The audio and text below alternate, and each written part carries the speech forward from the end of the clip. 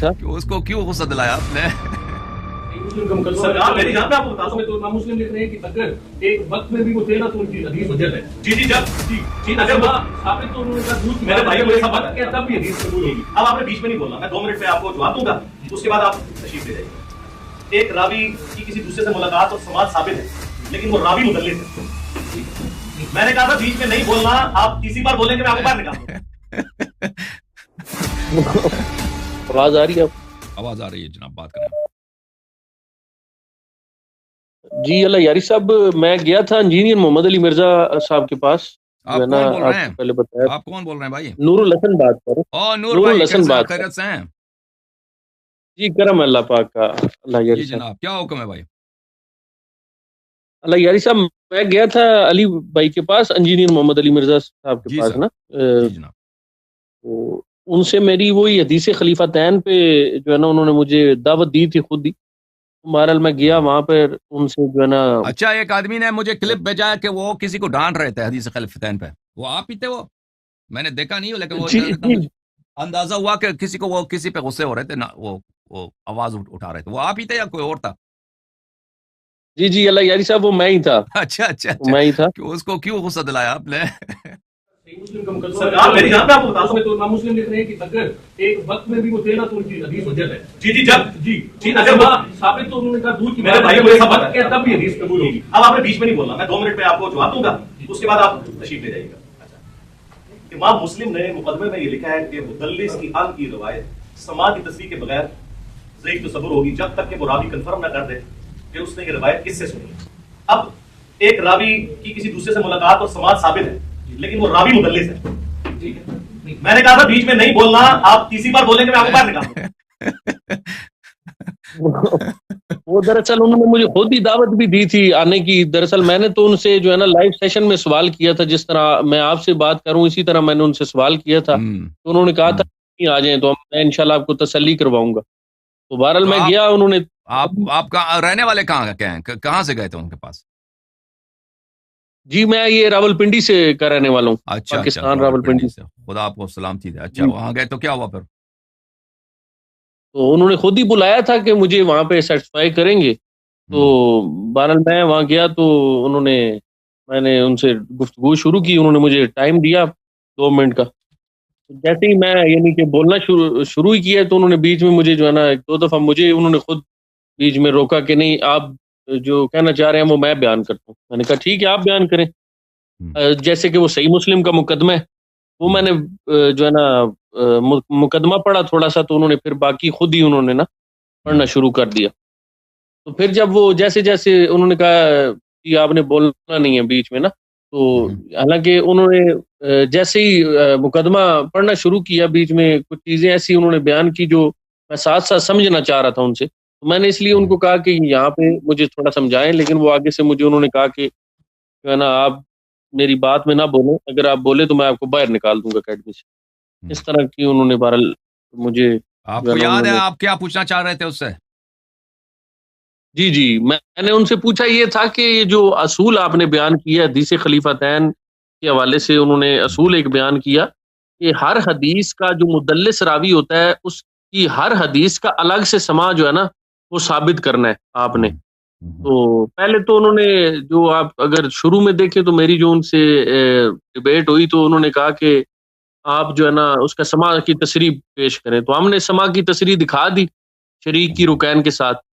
تو اس پہ انہوں نے کہا کہ نہیں جی, مدلس جو راوی ہوتا ہے نا اس نے ہر حدیث کا الگ سے سماع ثابت کرنا ہوتا ہے.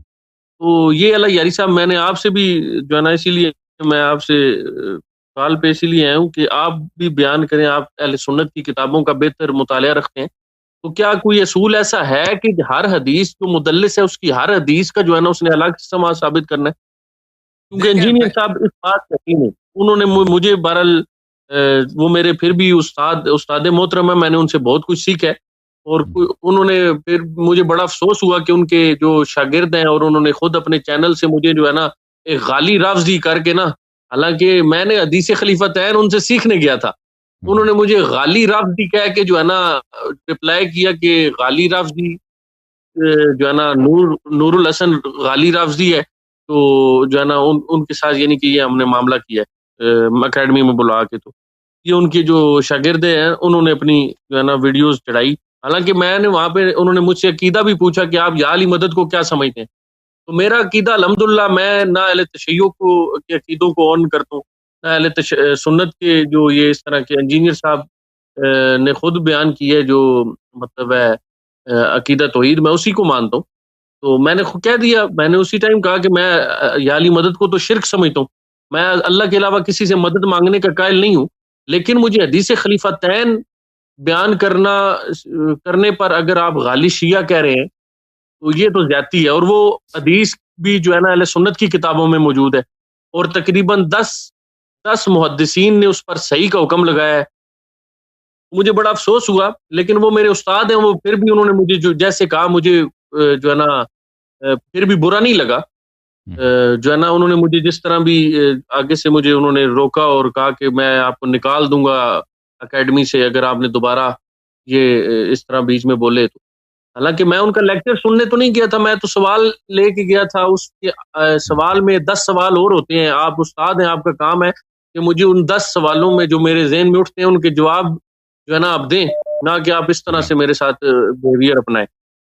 تو لیکن اس کے بعد اللہ یاری صاحب انہوں نے مجھے جو ہے وہ میں نے ان کو یعنی کہ یہ مدلس والا پوچھا کہ یہ مدلس کا جو سما ہوتا ہے یہ الگ سے جو ثابت کرنا ہے آپ کے بقول، یہ جو اصول کہاں پہ لکھا ہوا ہے؟ مجھے اہل سنت کی کسی کتاب سے اصول دکھائیں، یہ اصول اگر ہے تو۔ بہرحال انہوں نے یہ کوئی مجھے اصول نہیں دکھایا جس کے لیے انہوں نے مجھے بلایا تھا کہ میں آپ کو یہاں پہ جو ہے نا وہ انشاءاللہ آپ کی جو ہے نا تسلی کرواؤں گا، انہوں نے مجھے کہا تھا ویڈیو میں، لیکن کوئی تسلی نہیں، بلکہ وہاں پہ جو لوگ بیٹھے ہوئے ہیں اگر وہ سمجھدار لوگ ہیں، غیر مقلد ہیں، تو وہ بھی سمجھ گئے ہوں گے، کیونکہ اب انجینئر صاحب کے بھی ہم مقلد تو نہیں ہیں، ایز اے اسٹوڈنٹ ہیں، انہوں نے خود سکھایا ہے کہ نبی علیہ السلام کے علاوہ ہر شخص سے اختلاف ہو سکتا ہے، کیونکہ میرے لیے یہ جو حدیث ہے یہ بہت امپورٹنٹ تھی، اور میں انجینئر محمد علی مرزا صاحب کا آپ سمجھ لیں کہ کٹر فالوور تھا، کیونکہ میں جو ہے نا علی بھائی کو تقریباً 2015-16 سے سن رہا ہوں،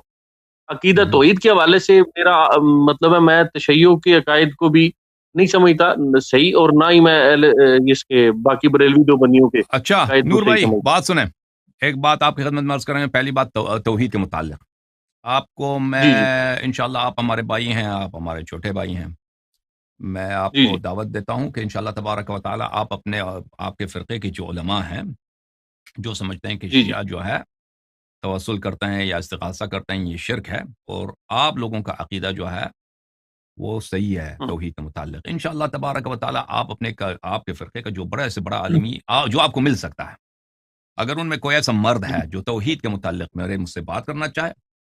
توحید صرف یہ نہیں ہوتا کہ دیکھیں عزیزو، اللہ تعالیٰ کو ایک ماننا اور اللہ تعالیٰ کے صفات کو صحیح ماننا، ان میں سے ایک یہ ہے کہ غیر اللہ سے مدد لے سکتے ہیں یا نہیں لے سکتے نا، وہ باقیہ بھی صفات ہیں اللہ تعالیٰ کی، باقیہ بھی صفات۔ تو انشاءاللہ تبارک و تعالیٰ اس کے متعلق اگر آپ چاہیں تو آپ اپنے عالم کو کبھی وہ کسی وقت لے کے آئیں، ایک سیشن، 2 سیشن، 3 سیشن، 4 5 جتنے سیشن ہوں میں حاضر ہوں ان سے بات کرنے کے لیے، اور اگر میں نے یہاں پہ ثابت نہیں کیا، اور میں آپ کو وعدہ دیتا ہوں، ہاں اجازت دیں، اگر میں نے یہاں پہ ثابت نہیں کیا دلائل کے ساتھ کہ بدترین دنیا کے بدترین مشرکین میں، مشرک شرک کے عقیدے میں، ہمارے جو بخاری مسلم کے جو ماننے والے ہیں اور جماعت اشاعرہ اور ماتریدیہ ہیں، ان کے عقائد بدترین شرک میں ملوث ہے، تو اگر میں نے ثابت نہیں کیا تو میرا نام نہیں ہے، تو میں آپ پیار سے، اور یہ میں نہیں کہ آپ لوگوں کو شرمندہ کرنے کے لیے، لیکن حقیقت بتانے کے لیے کہ جو ہمیں مشرک کہتا ہے نا، میں نے اگر ثابت نہیں کیا کہ یہ ان کا جو اپنا عقیدہ ہے بدترین شرک میں یہ مبتلا ہیں، تو پھر آپ کہہ دینا کہ بھئی اللہ یاری تو نے غلط وعدہ دیا، کیونکہ میرے نزدیک میں نے محمد علی مرزا صاحب سے پہلے بھی میرے استاد محترم ہے، میں ان کو کال پہ کئی دفعہ کہا کہ مجھے اپنے جو بخاری شریف میں حدیث ہے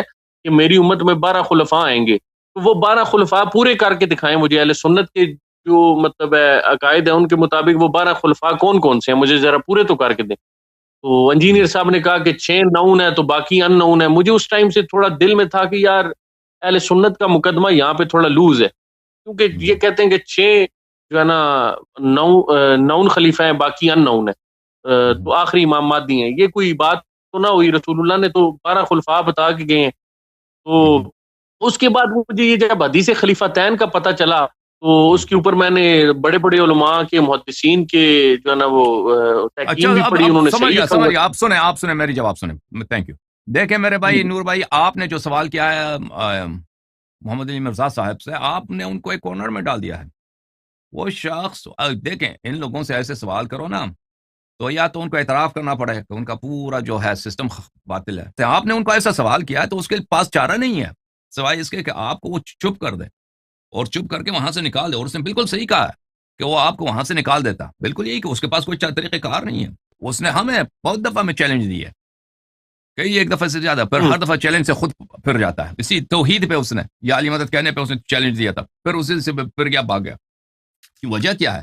وجہ اس کی صرف یہی ہے کہ اگر جس شخص کے پاس نس، اس فرد کی بات نہیں کر رہا ہوں، یعنی دلیل ہے ان کے کتب میں بھی جائیں، ان کے کتب میں دلیل نہیں۔ اب آتے ہیں حدیث خلیفتین کے متعلق۔ دیکھو میرے بھائی، اگر آپ توجہ دیں، حدیث ثقلین کے جو دوسرے الفاظ ہیں، جو دوسرے صیغے ہیں، انی تارک فیکم من ان اخذتم به لن تذلوا بعدی ابدا، کتاب اللہ و عترتی اہل بیت، میں تمہارے درمیان چھوڑ کے جا رہا ہوں۔ یہ بھائی، یہ خلیفہ کس کو بولتے ہیں؟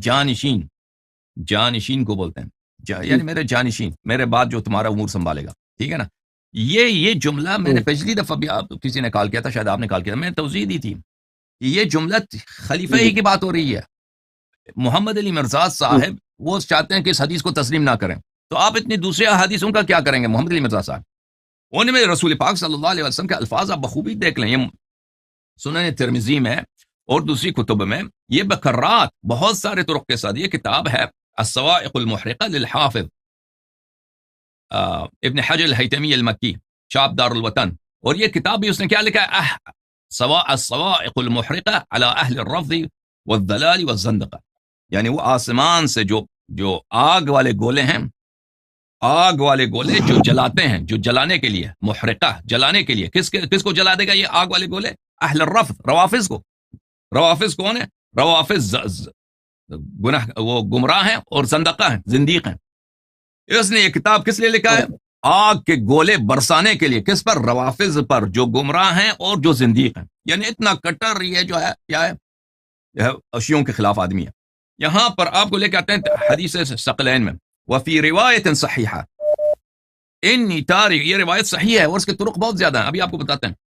انی تارک فیکم امرین، میں تمہارے درمیان چھوڑ کے جا رہا ہوں۔ عزیز آپ نور بھائی، آپ ایمان سے مجھے بتاؤ، ایک شخص اپنی موت کا خبر دے رہا ہے، کہتا ہے میں مر کے جا رہا ہوں، تمہارے درمیان چھوڑ کے جا رہا ہوں کہ اگر ان کی بات مانو تو تم کبھی گمراہ نہ ہو جاؤ۔ لفظ خلیفہ نہ بھی آئے نا جانشین، یہ کیا جانشینی پہ دلالت نہیں کرتا؟ وہ بھی ایمانداری سے سوچو، نبی کریم صلی اللہ علیہ وسلم اپنی موت کا خبر دینا ہے کہ میں مرنے والا ہوں اور میں تمہارے درمیان چھوڑ کے یہ تارکن کا کیا مطلب ہے؟ تارکن فیکم امرین، تارکن فیکم کا کیا مطلب ہے؟ تارکن فیکم، میں تمہارے درمیان چھوڑ کے جا رہا ہوں، اپنی موت کی خبر دینے کے بعد وہ فرما رہے ہیں۔ اچھا، امرین دو چیزیں، لن تذلوا ان اتبعتموہما، کہ اگر ان کی اتباع کرو گے تو کبھی گمراہ نہ ہو جاؤ گے۔ اچھا، کتاب اللہ و اہل بیتی عترتی، کتاب اللہ اور میرے اہل بیت میرے عترت، کہ اگر ان کی اتباع کرو گے کبھی گمراہ نہ ہو جاؤ گے۔ یہ عزیزو، اگر یہاں پہ لفظ خلیفتین نہ بھی ہو نا، یہ بہت واضح ہے امامت خلافت پر۔ وہ اپنی جہالت کی وجہ سے سمجھ رہا ہے کہ اس کو اعتراف نہیں کرنا چاہیے حدیث خلیفتین پہ۔ ملاحظہ فرمائیے، اس حدیث کو نقل کرنے کے بعد حافظ ابن حجر الہیتمی مکی، جس نے یہ کتاب لکھا الصواعق المحرقہ، ان لحدیث التمسک بذلك طرقا كثيرة وردت عن 29 صحابیا، 20 سے زیادہ، 20 سے زیادہ صحابہ سے یہ حدیث مروی ہے۔ تمسک کون سی تمسک؟ تمسک بالقرآن و بالعترہ، قرآن اور عترت۔ اس مقدمے کے بعد میرے بھائی اچھی طرح سے سن لو حدیث خلیفتین کے متعلق، سب دنیا والے سن لیں کہ تم کہاں سے کہتے ہو کہ شریک مدلس ہے، تم کیوں کہتے ہو کہ شریک مدلس ہے، پہلے اس کی تدلیس ثابت کرو۔ پھر جن لوگوں نے پچھلے کال کیا تھا یا میں نے اپنی اسپیچ میں اس کے متعلق میں نے بات کیا تھا شریک کے متعلق کہ شریک مدلس ہے، اس کو مفروغ عنہ لیتے ہو، اس کو ثابت، یعنی ایک ثابت ہے کہ شریک مدلس ہے، پھر اس کے بعد کہتے ہو کس نے تصریح نہیں کی، تم پہلے ثابت کرو کہ یہ مدلس ہے۔ کس نے کہا کہ یہ مدلس ہے؟ جن لوگوں نے اس کہا ہے کہ یہ مدلس ہے، ان کی دلیل کیا ہے؟